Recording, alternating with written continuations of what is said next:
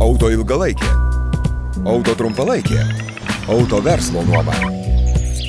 Admita. Ne tik rakteliai rankoje. Nelabai mėgstu klausimų, bet kaip koja tavo, kaip reikės? Sakykime, tikiuosi būsi pasiruošę 100% rytoj. Jeigu taip lyginant su pirmu išbėgimu, kiek dabar yra jau geriau? Ne, nu šiaip yra, kaip sakyt, truputuką geriau. Dažnai primena apie save, žinau. Ne, nu tai čia, žinai, čia šitą traumą biškį dar paturėsiu čia, man atrodo, ir sezono metu. Rytoj prieš Janį stovi kova, šiaip gynė į Laurį, galbūt teks kažkiek ir Janį paginti rytoj. Nu, negaliu išduoti. Negaliu, Šiaip jau pasiskaitysi tą. Turbūt rytoj bus Janis viena didžiausių žvaigždžių, prieš kurią žaidėjai asmeniškai, kaip reikia psichologiškai nusiteikti, kad nepaisytum to autoriteto Janio ir kad tiesiog žaistumėt kaip visa komanda prieš paprastą krepšininką. Tai vat mes žaisim prieš Graikiją. Tai ne tik jisai ten yra gerų žaidėjų.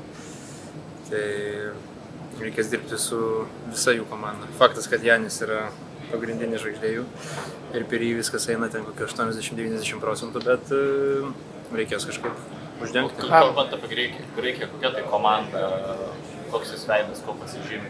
Tai Giannis Antetokounmpo ir, sakyčiau, yra tikrai tokių su patirtim veteranų, kurie žino, kaip žaisti tokio lygio rungtynės. Graikai grupės etape 3 taškus metė 45%, prieš Izraelį tie metimai jau nesukrito. Matot kažkiek rizikos perimetre galimos?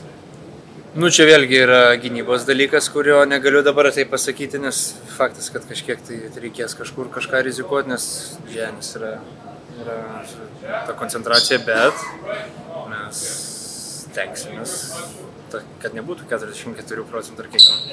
Skirtumas nuo Suomijos, kuri turėjo Markkanen, ar Latvijos, kuri turėjo Porzingį, turbūt yra tas, kad Janis turi daugiau pagalbos. Aš manau, kad jisai turi daugiau pagalbos, plus yra kitokio tipo žaidėjas.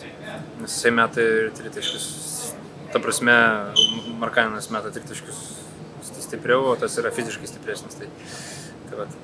O šiaip sutiktum su Vasilius Panuliu, šiandien jisai po treniruotės sakė, kad Graikijos komanda šiais metais yra pati tinkamiausia Janiui. Nu, tai reiškia, kad realiai vos ne jam fitina šitą komandą. Sutiktum su Panuliu?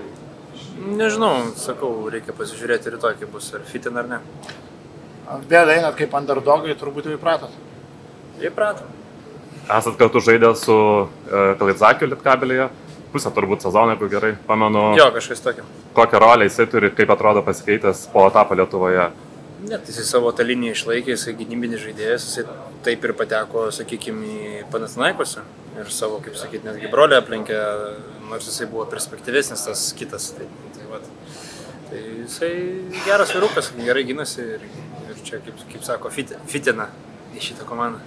Jūsų antras čempionatas su rinktinė ir antras ketvirtfinalis iš karto yra. Jeigu reikėtų palyginti komandą, kokia buvo prieš porą metų ruošiantis ketvirtfinaliui ir dabar ruošiantis ketvirtfinaliui, kaip viskas atrodo? Iš emocijos. Ten mes beros laimėjom prieš Ameriką, ne? Prieš tai ten buvo. Tai ten toks buvo truputuką išsitaškėmės emocijų, dabar vis tiek faktas, kad smagu, kad laimėjom, bet mes viską greit pamirštam. Čia vis tiek tas sportas, kur tu vieną dieną esi herojus, kitą dieną esi niekas. Tai reikia nuleisti tas galvas, kaip sakyti, pakeltom nevaikščioti.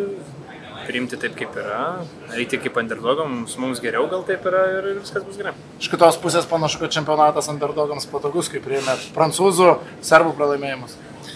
Nu, įdomus čempionatas tikrai ir manau visiems patinka ir paprastam žiūrovui ir tikrai ir mes patys tokie buvom irgi nustebę tiek Sakartvelas, tiek Suomija irgi taip pat. Smagus čempionatas. Kaip ta baterija dar žaliai dega ar jau prie geltonos? Gerai, viskas arba neišsireikščiau kitaip, bet gerai. Rytoj turbūt, keli tūkstančiai kaip minimum lietuvių atvarys. Ar jaučiat kažkokį spaudimą, ar kaip tik tokį jauduliuką? Jo, kaip tik, viskas yra labai gerai. Mes labai jaučiam jų palaikymą ir dar paraginsiu, dar varykit. Jeigu įmanoma, tik tais kuo daugiau. Turbūt bilietų, ne? Nebėra bilietų, tai iš vis tada idealiai, reiškia viską iš Latvijos supirks dar važiavę. Auto ilgalaikė. Auto trumpalaikė. Auto verslo nuoma. Admita. Ne tik rakteliai rankoje.